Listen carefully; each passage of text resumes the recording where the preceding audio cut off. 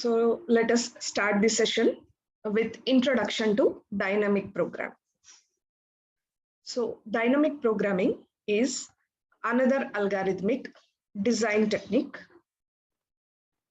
And you can use this design technique for those problems which can be viewed as the result of a sequence of decisions.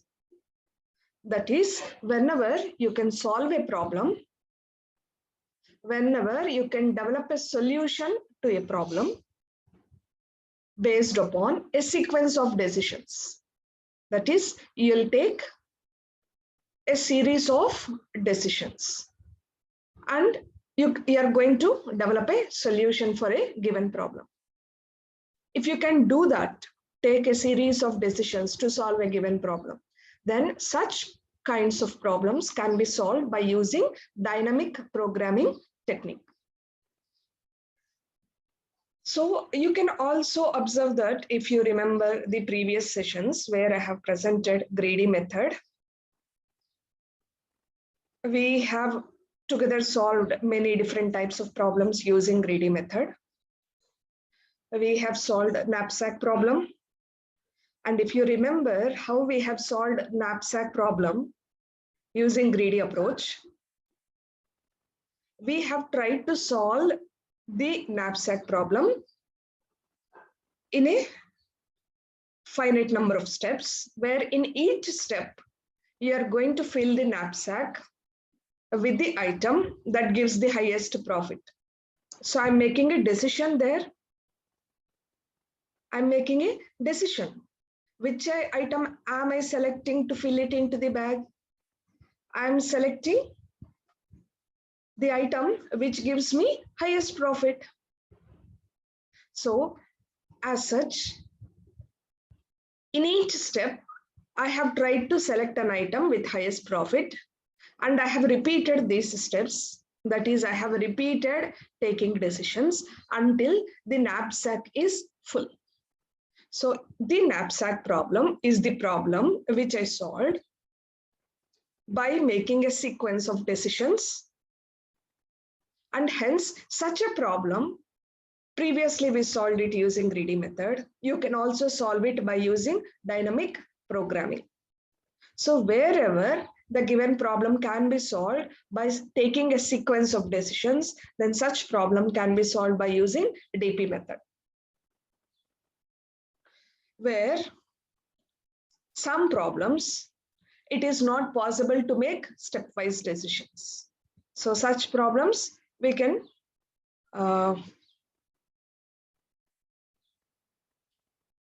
so one way to solve the problems where stepwise decisions cannot be taken, may not be taken, then you may have to try out all possible decision sequences to find out the optimal solution. That is, greedy method, the name itself indicates that we are not going to search all the possible solutions for a given problem. Greedy method will not search all the possible solutions, but at each step, it will make greedy choices. And hence, it is not guaranteed to produce an optimal solution using a greedy method.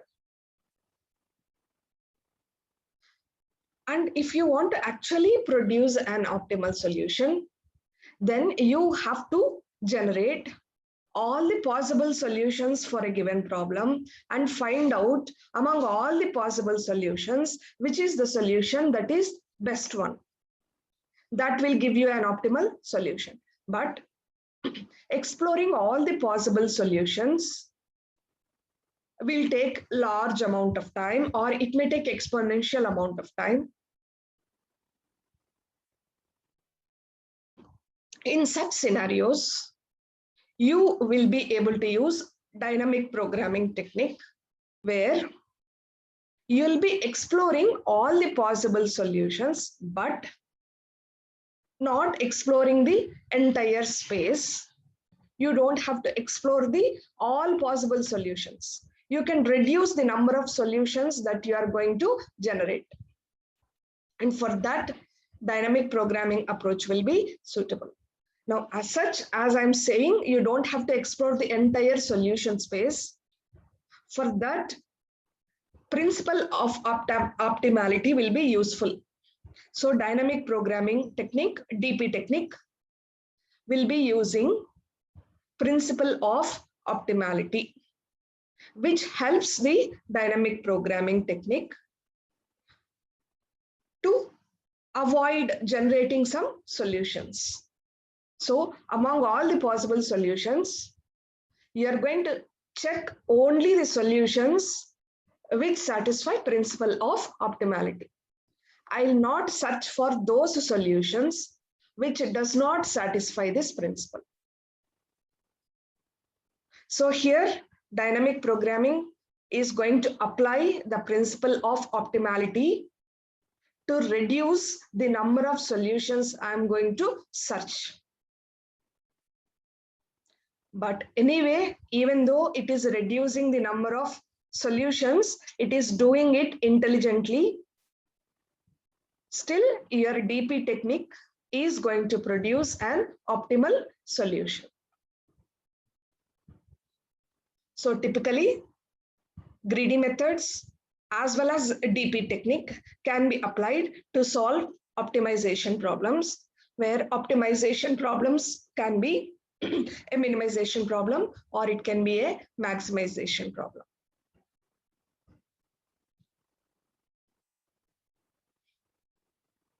And the properties of dynamic programming, or how a dynamic programming approach works. You are going to take a problems instance and you are going to solve this main problem by providing solutions to the smaller instances. That is, say for example, take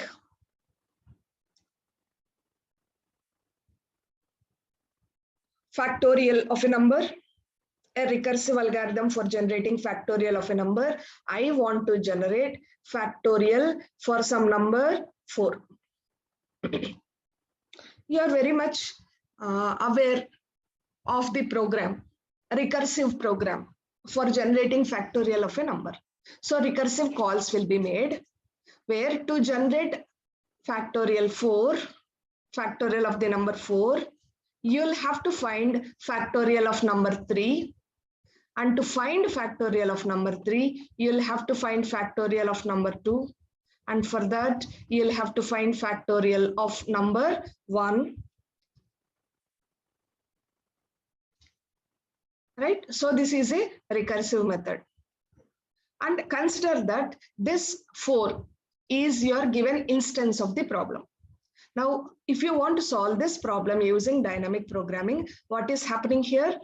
Factorial of 4 for finding out, you are going to find out the solutions for the smaller instances. And smaller instances will be here 3, 2, and 1. So you are going to solve a bigger problem for finding sub-solutions to the sub-problems.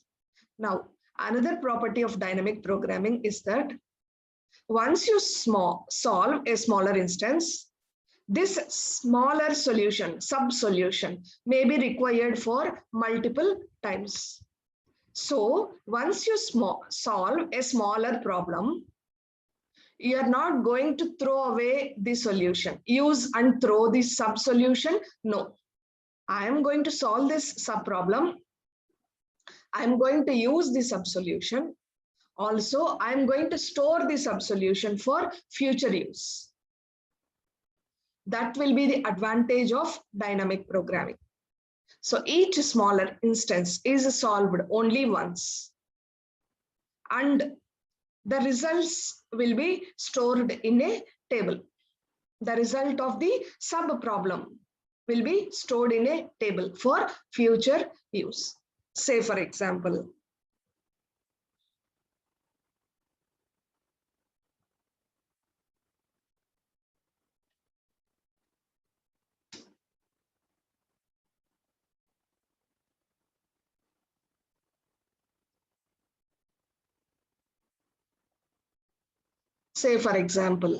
I'm going to generate a Fibonacci series of numbers Fibonacci series 0, 1, 1, 2, 3, 5, 8, and so on. Fibonacci series I am going to generate. So this is your Fibonacci series number 1, number 2, number 3, and so on. 4th Fibonacci number, 5th Fibonacci number, 6th number, and 7th number. Say for example, I want to generate 5th Fibonacci number. That means to generate this 5th Fibonacci number, I should be able to generate the 4th Fibonacci number and the 3rd Fibonacci number, because 5th Fibonacci number is addition of the 3rd number and the 4th number. This is how you are going to generate the Fibonacci series.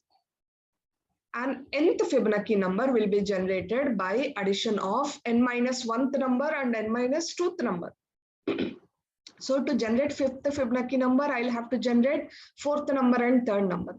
To generate 4th number, I'll have to generate 3rd number and 2nd number. So you can see the repetition here. 3rd number is being generated twice. Okay, now to generate 3rd number, I'll have to generate 2nd number and 1st number. So you can see that now 2nd number is being generated twice. Again, to generate 2nd number, you'll have to generate 1st number, or we'll stop at this, we'll not go there. Okay, again, to generate 3rd number, I'll have to generate 2nd number and 1st number. So how many times, see, the sub problem is repeating. If I'll have to generate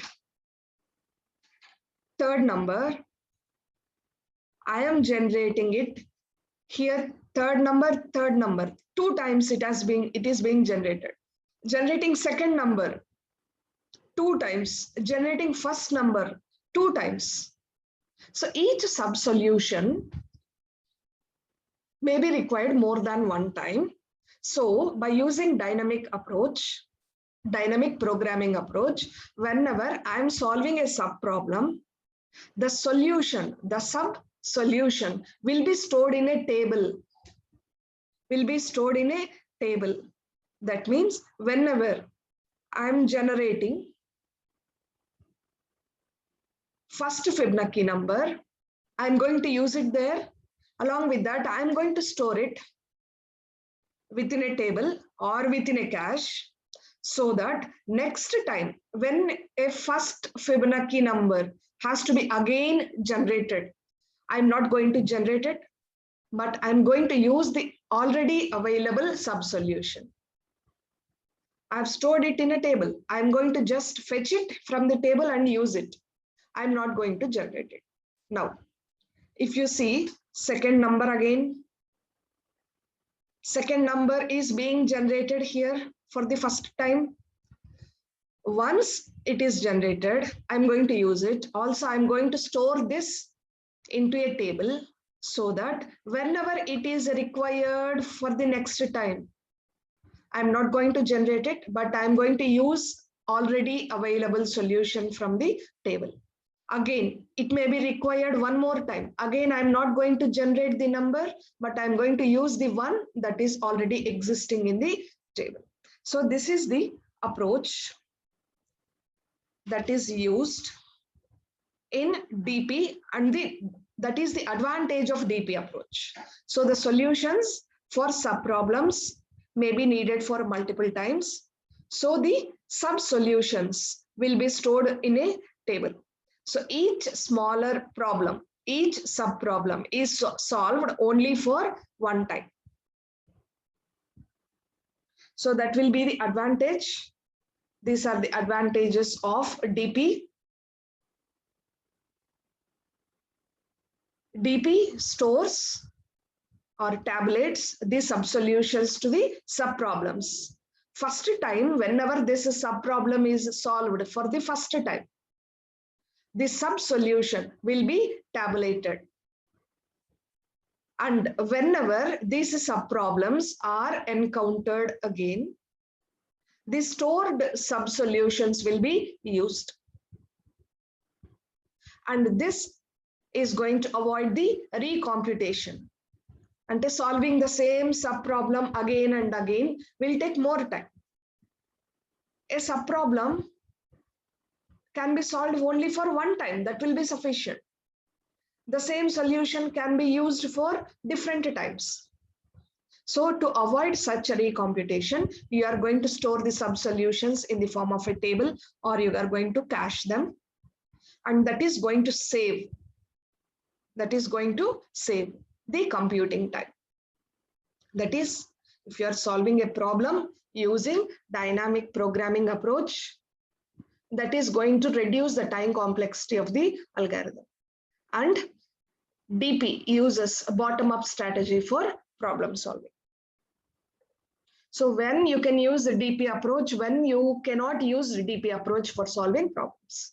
So which kinds of problems can be solved by using DP? So DP can be used when you solve the sub-problems. There are not too many partial results, because all the partial results, all the sub-solutions must be stored. So if there are too many partial results, you cannot use DP approach for solving the problem. So these are the examples, 3 examples I have mentioned here. The first two problems can be solved by using DP approach. The first 2 problems cannot be solved by using DP approach. So you can see here the problem is given an element set of size n.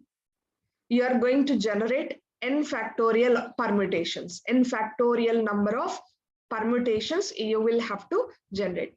Now this problem cannot be solved by using DP because n factorial number of permutations, and for each permutation there will be many number of sub permutations. So all of these sub permutations, maybe the memory space required will be very, very large.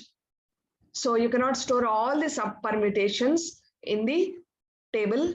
So dynamic programming cannot be used to solve such a kind of problem. Then this problem, third problem, can be solved by using DP. Given a string of size n, you are going to generate all the possible substrings, and the number of substrings that you will have to generate will be n into n minus 1 by 2. And this can be solved by using a dynamic programming, because whenever you have to generate substrings, you'll have to store them. You'll have to store only n into n minus 1 by 2 number of substrings. So it's possible to solve this problem using dynamic programming. Now comparing dynamic programming with the previous 2 types of approaches. We have already studied greedy. Before that, we have also studied divide and conquer. So we'll try to compare DP technique with greedy and with divide and conquer, and try to find out the advantages and disadvantages. So comparing dynamic programming technique with greedy methods, the similarity is that both techniques are used to solve optimization problems, and both techniques provide solutions by generating a sequence of decisions, by generating a sequence of decisions or a sequence of choices. This is the similarity between these 2 techniques. Whereas the difference is that greedy method is going to build its solution by making a sequence of choices in a serial forward fashion. That means at each step, a greedy choice is made without considering the previous choices. We have never considered what was the choice in the previous step while we were working on greedy method. Whereas when you are solving a problem using DP, you are going to consider the choices that are made in the previous steps also. To make a choice at this step, you are going to consider all the possibilities and choices that are made in the previous steps to come up with an optimal solution. That's the major difference between DP and greedy. Greedy method never bothers about the choices in the previous steps. Greedy method also does not bother what are all the possible choices available. It will always select the product with the maximum profit and move on to the next step. It will not explore all the possible choices in the current step. It will not bother what are the choices made in the previous step. Whereas DP explore all the possibilities in the current step, as well as it will also check what are the choices made in the previous steps. This guarantees that DP technique always generates an optimal solution.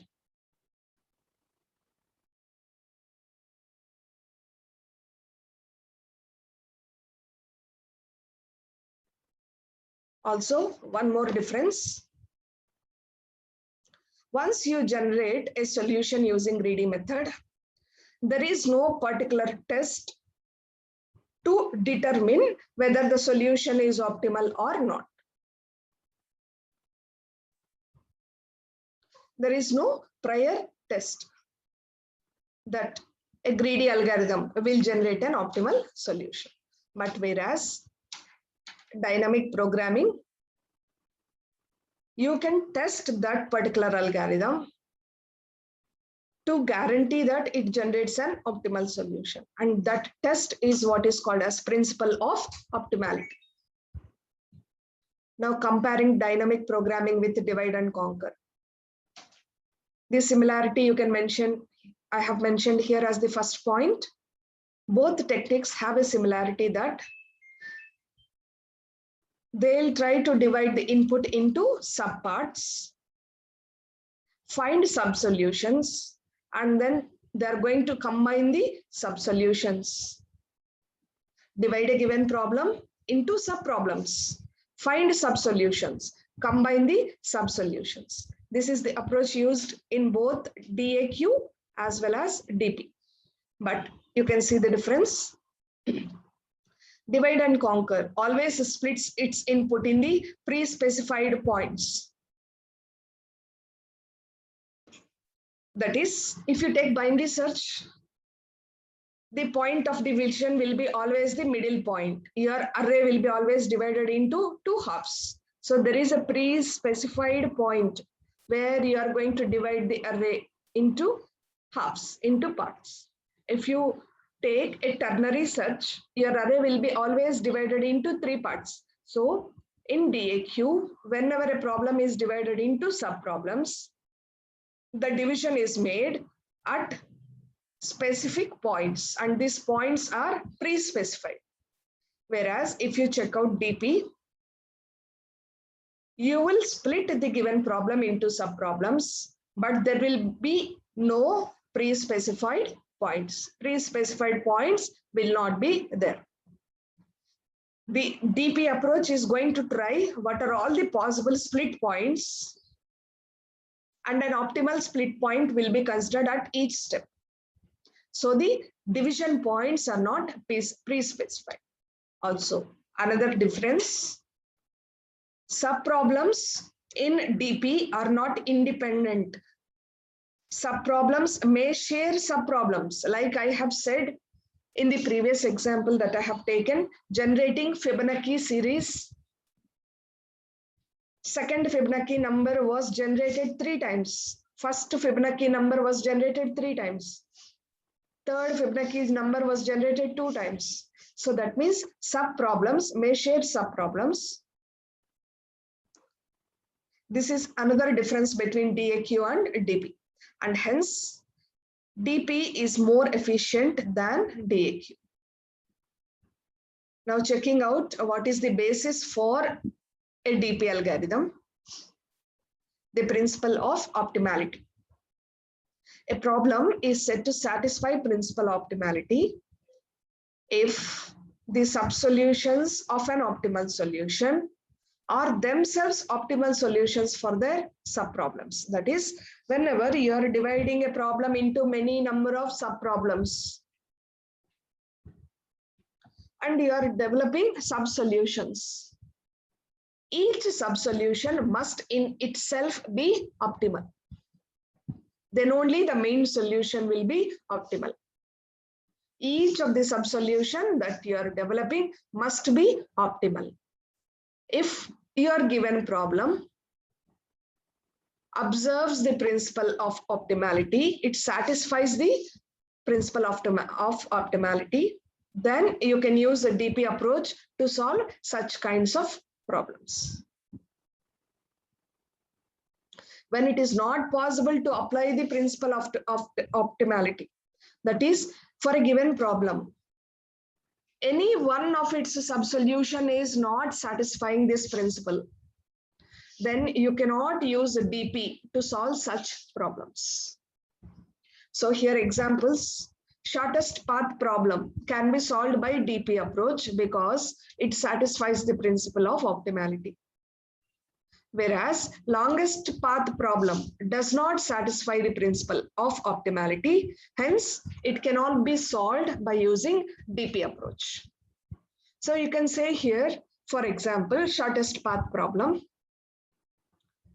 You have a shortest path from node A to node B. You have already found out which is the shortest path from node A to node B. And in between, you can see that there is a sequence of nodes that are being traversed, x1 to xn. And you take this x1 to xn. If A to B path is shortest, then x1 to xn path will also be shortest. x2 to xn path will also be shortest. Any node xi to xj will be shortest path. So that means if I say that this entire path is shortest, its sub paths are also shortest. Hence, this problem satisfies principle of optimality.